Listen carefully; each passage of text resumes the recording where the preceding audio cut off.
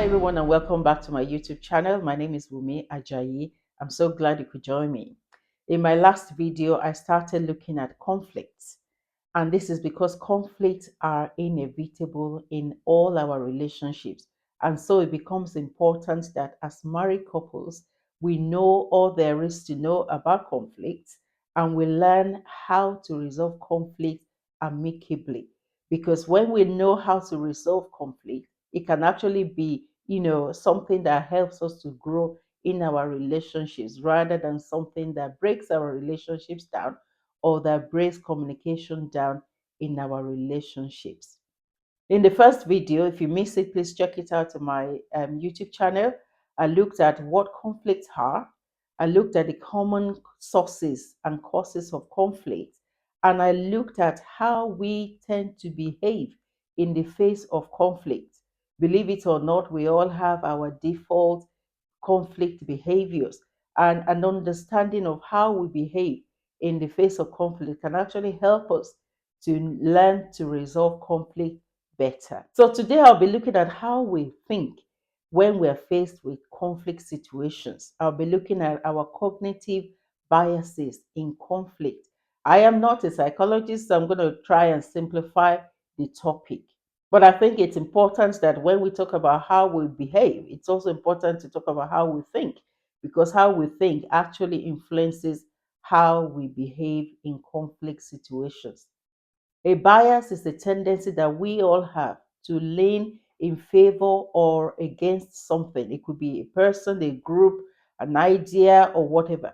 But the thing about biases is it's usually unfair because biases are based on assumptions, judgments, and errors which our brains automatically make without us knowing. Biases are natural, they are a product of just us being human. We all have biases, whether we admit to them or not. But the thing with biases is they don't simply exist in our minds. Biases affect the way we make decisions. It affects the way we act. It affects the way we behave. For example, if somebody feels that every black young man in a hoodie is up to no good, if you meet a black young man in a hoodie on the road, the tendency is that you will quickly cross to the other side because of the bias that you hold about them. And in marriage, if a woman believes that all a man wants is sex, that is a bias. It will affect how the woman responds to her husband when it comes to sex or when it comes to other things. So no matter how the man tries to show that he loves her, it will just boil down to, in her mind, it will all boil down to, oh, it's because he wants sex. And so it's important that we become aware of these biases so that we can mitigate against them. Cognitive bias is a systematic error in the way we think. They are inherent shortcuts in our thinking pattern, and they are often based on our perceptions, how we see things, our memories, how we recall things, or our individual or group belief, a societal belief. Cognitive biases affect the way we process information. It affects the way we see others, and it can actually distort our perceptions and interpretations of their actions and motives. Like the example I gave earlier on, if a woman believes that all a man wants from a woman is sex, it will affect how she interprets whatever move her husband makes to show that he loves her. It will all be interpreted through the bias. They also affect how we make decisions. Cognitive biases can lead to irrational thoughts or distorted judgment. And so cognitive biases can fuel conflict. It can cause conflict to elongate and to escalate unnecessarily. And in conflict situations, that's why it's important to listen to both sides. Because sometimes when you listen to one side, you can be tempted to start forming conclusions. But those conclusions can soon change, or they tend to soon change when we listen to the other party. Because it's not uncommon that when people give you the side of their story, they are unaware that they are interpreting the situation and circumstances, the conflict situation, based on their biases. And it's why sometimes, people can allege that the other party is lying because the way they've interpreted the conflict situation, can be so different to the other person, that means that the only thing the other person can see is that they are trying to lie or they are lying.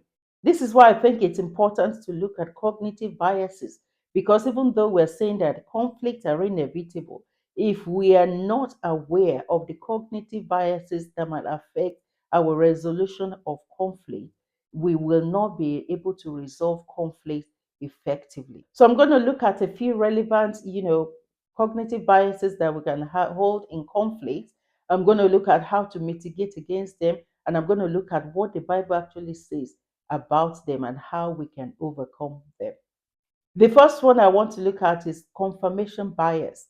It's basically our tendency to look for and to interpret and remember information that confirms our pre existing beliefs. And in doing this, we ignore any contrary evidence. In confirmation bias, people pay more attention to relevant information that supports their views. So you already have a pre-existing views, pre-existing beliefs, and all you're doing is you are just looking for evidences to confirm what you already believe. And in doing that, you ignore anything. You don't want to hear anything that contradicts what you believe. This thinking pattern perpetuates conflict because it amplifies disagreement. It makes it difficult for the parties to see things from a different perspective. For example, if somebody comes into marriage with a pre existing belief that mother in laws are evil, the chances are that even when their mother in law is not evil, they'll be looking for evidences to actually confirm what they already believe.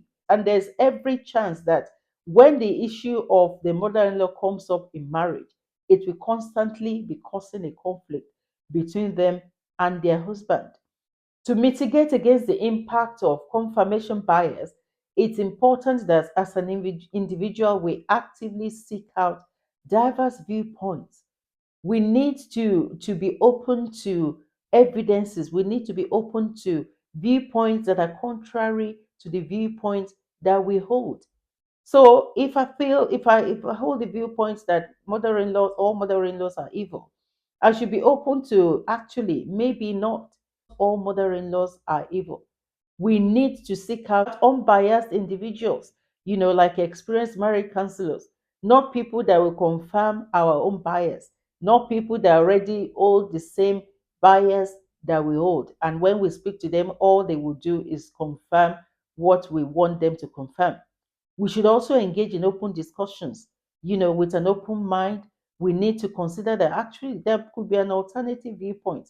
We need to be receptive to valid counter arguments. We need to be open because that's the only way to foster a more objective and constructive approach to conflict resolution. Is the behavior that I'm seeing in my mother-in-law, is it typical of our generation? What we see as mother-in-laws being evil, it might just be that, generational gap, because from one generation to another, people behave differently. Or is my attitude, the way I'm reacting to her, is it actually fueling, her reaction to me? Is she insecure because my husband, married to her only son? If I change my attitude to her, will things be different? These are the kind of things that we need to be looking at doing to mitigate against confirmation bias. We should also train our minds to become more flexible in the way we think and in our thinking patterns. We should not hold any belief so strongly that we are not open or flexible to any evidence contrary. Anchoring bias is another one, and this refers to our tendency to rely too heavily on the first piece of information that we encounter, whether when we're making decisions or during conflict situations, because that piece of information can actually be misleading and it can be irrelevant. Sometimes in anchoring bias, it leads to people actually forming a very strong opinion about a thing or about a situation because they hold so strongly to that first piece of information. This bias can manifest by us being fixed in our position. You don't want to move. This is it, and this is it. And it makes it difficult for us to be able to explore a range of possibilities It makes it difficult to for us to actually think that, okay, actually maybe this evidence is false, maybe what I'm saying is wrong. A good example is when in conflict, we try to catch people at their words. Say, for example, someone says, I'm tired of how things are in our relationship. You can just hold on to that piece of information and say, oh, okay, that means you're tired of me. That means you want a divorce. Okay, let's divorce. You know, and that is wrong. Rather than trying to make sense of why they have made that comment, you're tired of how things are in the relationship. Okay, let's try and explore the emotions behind it. Let's try and explore what is happening. Anchoring bias locks us into rigid positions, and it stops flexibility, the flexibility that is necessary for us to be able to find a mutually beneficial resolution of conflict for both of us. So, to mitigate against anchoring bias, we should try and reframe the problems. Consider diverse viewpoints. We shouldn't just hold on to, what someone has said as gospel truth, maybe something that you've heard, and you just kind of hold on to it and you become so rigid and you don't want to change. We also need to learn to reflect. Allowing time for reflection can help us to have some creative solution. It can help us to review our own stand position, to be able to say, is actually the position that I'm holding on to, is it actually right? The evidence that I'm holding on to, is it proper? Is it relevant? Is it true? Bias blind spot is another one, and it refers to our failure to recognize our own cognitive bias while we are identifying them in others. The Bible actually has something to say about this in Matthew 7, verse 5. It says, you hypocrite, first take the plank out of your own eye, and then you will see clearly to remove the speck from your brother's eyes. In conflict, biases can lead to a lack of self awareness. So we are unable, when we are not self aware, we are unable to actually objectively evaluate our own contributions to the disagreement. So we make it all about the person. We attribute the conflict solely to the biases of our spouses, to the biases of others. And when we do that, we perpetuate conflict. We hinder any form of conflict resolution. To mitigate against bias blind spot, we need to maintain a constant self reflection practice. So when we find ourselves in any conflict situation, with our spouses or with people around us, we need to be able to self reflect. How have I contributed to this argument? How have I contributed to this conflict? What could I have said better? What could I have done better? We also need to regularly challenge our assumptions when we find ourselves in a conflict situation. What I'm holding on to as evidence, is it actually right? We need to learn to seek feedback from others. Again, not people that will validate you, people that validate that you are right. No, it's important that we seek unbiased people, people that will be able to tell us as it is, people that will be able to tell us whether our standpoint is wrong or not. We should also have a growth mindset. When we have a growth mindset, we want to learn. We want to do things better. We want to know whether we're wrong so that we can do things properly the next time. It helps us when we have a growth mindset, it helps us to uncover biases that we hold. It promotes a more empathetic and understanding attitude towards conflict resolution. Having a growth mindset means that we're not proud. We're able to accept when we are wrong because we're willing to change, we're willing to do better. Thank you so much. I'll be stopping here because I don't want this video to be too long. In the next video, I'll be completing looking at the different biases that we hold and how they affect us in conflict. And I will also be looking at what the Word of God says about the mind and how that can help us in conflict. Remember, like I always say, marriage is to be enjoyed, not to be endured. God bless you and see you in my next video. Bye.